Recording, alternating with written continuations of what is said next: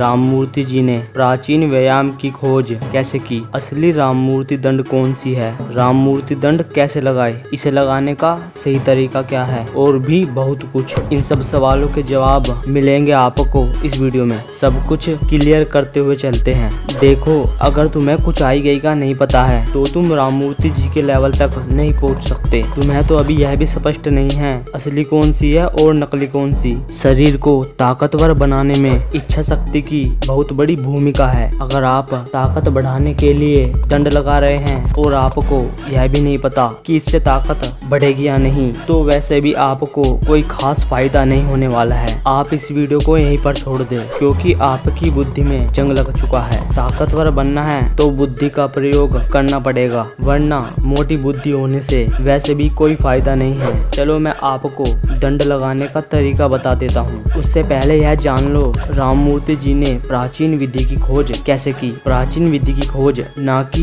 प्राचीन व्यायाम की खोज। राममूर्ति जी ने पहलवान बनने की इच्छा से व्यायाम का अभ्यास बढ़ाया, सैंडो का डंबल भी घुमाया, किंतु 2 वर्ष के पश्चात उसे भी छोड़ दिया। राममूर्ति जी ने और भी विदेशी ढंग के व्यायाम किए, किंतु कुछ दिन के पश्चात इन्हें भी छोड़ दिया। उन्होंने बहुत से देसी पहलवानों से शारीरिक शक्ति बढ़ाने की भारतीय प्रथा और उपाय पूछे, परंतु कोई संतोषप्रद विधि न बता सका। यह बात मैं ब्रह्मचर्य के साधन पुस्तक के पेज नंबर 106 से बता रहा हूँ। इसमें स्वामी ओमानंद जी ने राममूर्ति जी के अनुभव के बारे में बताया है। और हाँ, विकिपीडिया पे जाके पढ़ लियो कौन है स्वामी ओमानंद सरस्वती। आगे राममूर्ति जी लिखते हैं, एंट्रेंस क्लास तक मैंने थोड़ी अंग्रेजी और संस्कृत पढ़ ली थी। अब राममूर्ति जी ने क्या किया, हमारे आर्य ग्रंथों को उन्होंने संस्कृत भाषा में पढ़ा, गीता के साथ साथ सुश्रुत आदि ग्रंथ भी पढ़े। इस तरीके से करी थी उन्होंने प्राचीन विधि की खोज। उन्होंने इस विधि की खोज ना तो समाधि द्वारा की और ना ही उन्हें इस विधि के बारे में किसी ने बताया। उन्होंने हमारे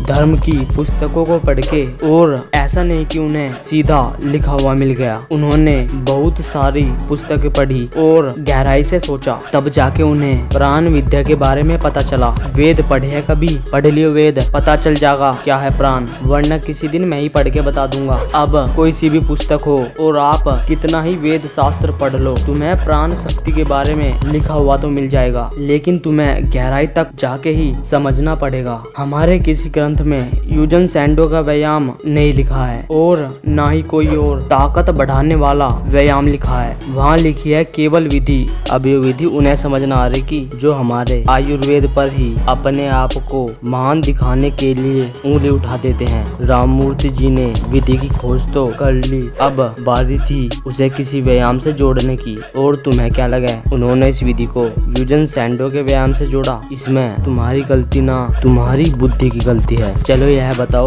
राममूर्ति जी कौन थे और उन्होंने किसके ग्रंथों से इस विधि की खोज की? मतलब राममूर्ति जी हिंदू थे और आर्य धर्म शास्त्रों से ही उन्होंने प्राण विद्या की खोज की थी। मतलब साफ है, उन्होंने इस विधि को हिंदू व्यायाम से जोड़ा और उसमें कुछ बदलाव किए ताकि वे अधिक से अधिक प्राण शक्ति को बढ़ा सके। और केवल कुंभक लगाकर ही आप ताकतवर नहीं बन सकते। आपको यह भी पता होना चाहिए कुंभक बढ़ाना कैसे है और वह कौन सी विधि है जो केवल मुझे पता है। चलो आपको यह बता देता हूँ असली राममूर्ति दंड कैसे लगानी है। सबसे पहले दंड करने की स्थिति में आ जाओ और नीचे जाते हुए घुटने टेक दो। जी हाँ, घुटने टेक दो। गामा हो क्या जो घुटने टेक रहे हो? घुटने को जमीन पर नहीं लगने देना है, लेकिन आप तो आधे शरीर को ही लिटा देते हो। सबसे पहले आपको हाथों की हथेलियों को भूमि पर रखकर और पैरों को पीछे फैलाकर दंड करने के लिए तैयार हो जाना है। पीठ ऊपर को उठी रहे, कमर को जितना हो सके पीछे खींचे और थोड़ी को छाती पर लगाकर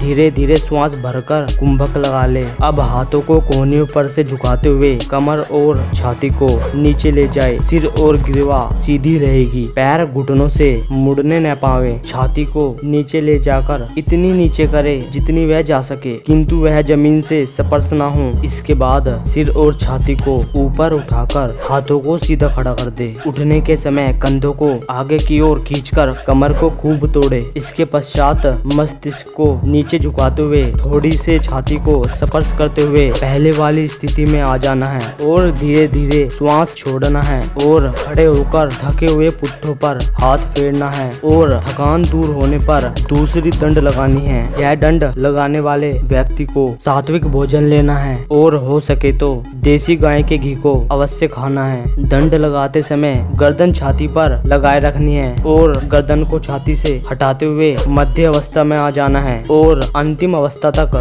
गर्दन को पीछे ले जाते रहना है। ध्यान रहे गर्दन को ज्यादा पीछे भी ना करे और वापस आते हुए फिर गर्दन को नीचे ले जाते हुए पहले वाली स्थिति में आ जाना है। इसके साथ ही कुछ और बातों को ध्यान में रखना है, जिस पर वीडियो अगले सप्ताह आएगी। उसी वीडियो में मैं आपको दंड करने की टाइमिंग बताऊंगा। अगर आपने अंगद वाली वीडियो नहीं देखी तो यह वीडियो देखो। असली दंड के बारे में जानने के लिए यह वीडियो देखो। हर हर महादेव।